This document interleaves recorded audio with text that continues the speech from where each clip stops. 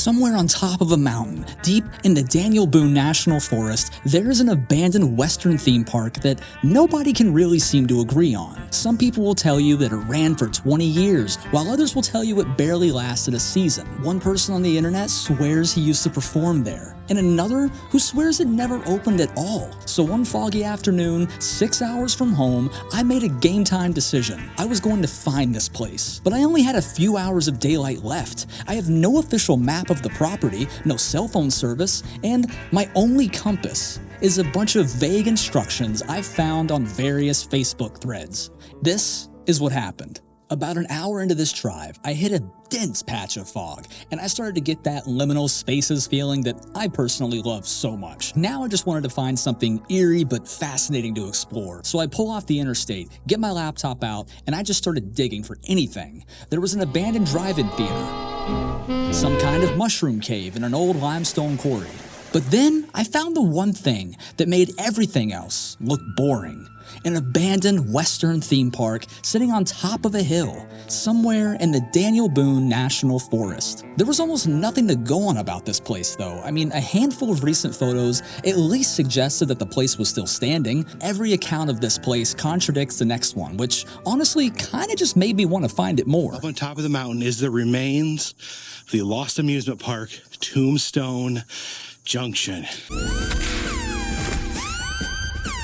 So I set my GPS for the nearest landmark I could find, the Eagle Falls Trailhead. So as I started this drive, I threw on some videos to try and piece together what I really could about this place. And there were two parks in this corner of Kentucky over the years, and people get them mixed up constantly. The first was Tombstone Junction, down on Route 90 in McCreary County. Seen this man?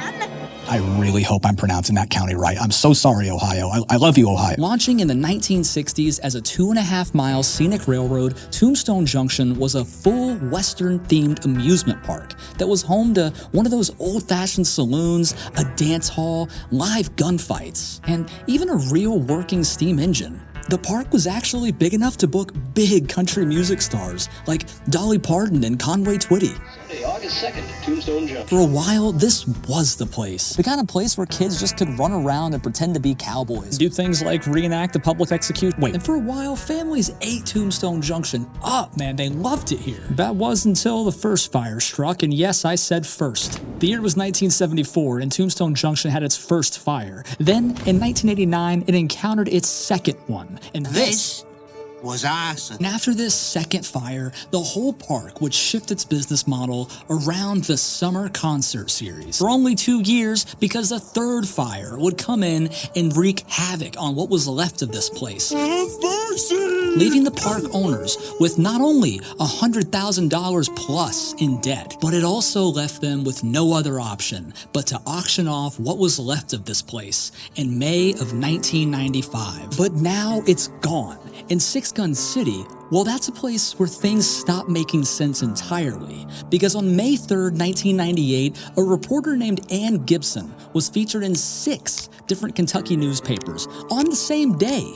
Each had slightly different headlines, but they were all mentioning the same core concept, that a brand new Western theme park called Six Gun City was planning to open on May 18th. And after that single day in May, the term Six Gun City just vanishes from the Kentucky press. Until October 13th, 2003, when an LLC called Cumberland Six Gun City had registered with the Kentucky Secretary of State out of an address in Parkers Lake, Kentucky.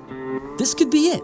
Except there was one major problem, because 13 months later, on November 9th of 2004, the state of Kentucky would dissolve that same LLC. That is literally the entire paper trail of Six Gun City. Reading about this place alone gave me goosebumps. But now it was time to find it, so I pulled up to the trailhead with about 3 hours of daylight, 2 phones in my pocket, and some screenshots on how to access this place. Those screenshots were actually instructions. At the rest stop earlier, I had screenshotted anything that looked even remotely useful, because I didn't know it then, but that would be the last time I had cell service all day. And then before I even stepped foot on this trail, there's this thing. Look, I mess with a lot of things, all right? I don't mess with bears. And apparently, I was in a black bear hotspot. I'm serious, man. Everyone has their thing. For me, that's bears. Well, except for my nephew bear. That's different. So I saw a hiker in the distance on this trail, and my theory was that if a bear does get involved, at least I have a 50-50 shot of being charged at. I'll take those odds. So I pressed on into the forest. Eventually, though, I'd be slowed down by some slippery, iced up stairs and even stopped in my tracks for the occasional breathtaking view. But wait a minute, actually, this waterfall was a clue. Apparently, once I see it, I just have to keep going. The only other landmark mentioned was a gazebo, and I'm not seeing one of those anywhere either. No big deal. I'll just pull up that one YouTube video of somebody else finding this place, and I'll follow in their exact same footsteps. And this was the exact moment I realized I had no cell service, like none. I don't have time to dwell on this right now, though. I'm losing daylight by the minute. And yes, this was my accidental dusk forest hike PTSD talking.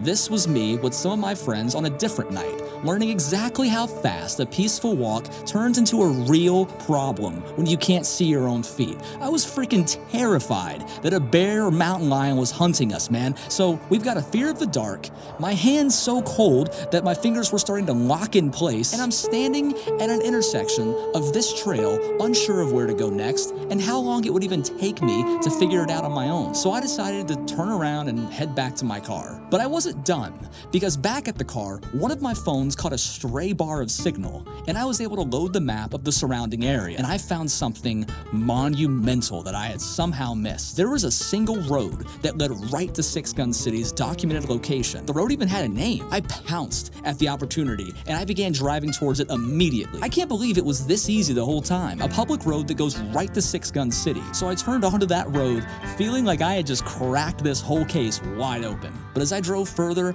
I felt this unsettling feeling wash over me. And as I passed by the first house on this road, I began to notice some signs start to show up. Private property, no trespassing, do not pass beyond this point. By now, my stomach was in my throat. I did not want to explore Six Gun City with these kinds of stakes, dude. So I backed up and drove all the way back to the parking lot that I had started from. I sat in that parking lot for a solid 15 minutes, accepting that I had driven all this way and I was gonna have to go home seeing everything around Six Gun City, but nothing of Six Gun City itself. Besides that unmarked trail that goes into the high heavens and that private property lot, the only way I was gonna access that was, and that's when it hit me. My buddy Tyler's drone was in my trunk. For a while, it was just tucked away in a case for safekeeping, but now it was my way over the trees. So now that I had a drone in the air, I would soon face the exact same problem that had been teasing me all day. Which way do I go? But then I remembered a small detail from earlier. In that video I watched, I noticed there was a base of what appeared to be a cell tower. So I scanned the horizon with the drone and I spotted one immediately, a single cell tower poking up out of the trees. I knew this was the one too because I was already super close to Six Gun City. Both of my phones couldn't muster a single bar of 5G, and now somehow that cell tower was the only landmark guiding me to the place that I had been looking for all afternoon. But then that cell tower betrayed me yet again. That drone froze mid-flight. The DJI app told me it had lost the controller's connection entirely. When I tell you that I was in that parking lot freaking out, I did not freak out. I did freak out. But then it reconnected, so I immediately adjusted my approach so I didn't get as much interference. And that is when my mind was blown. There it was, a whole western town, sitting alone in a clearing at the top of a mountain, exactly like every photo I had honestly began to doubt.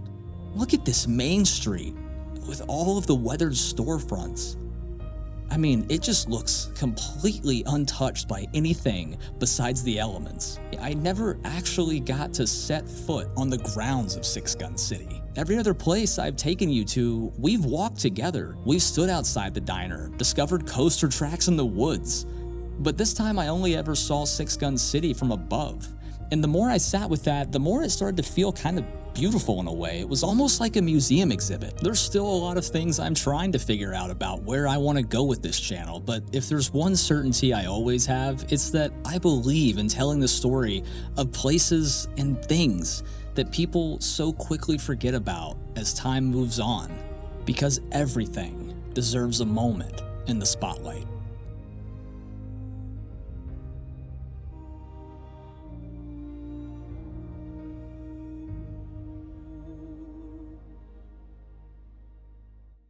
think Conway Twitty performed here at one point in time.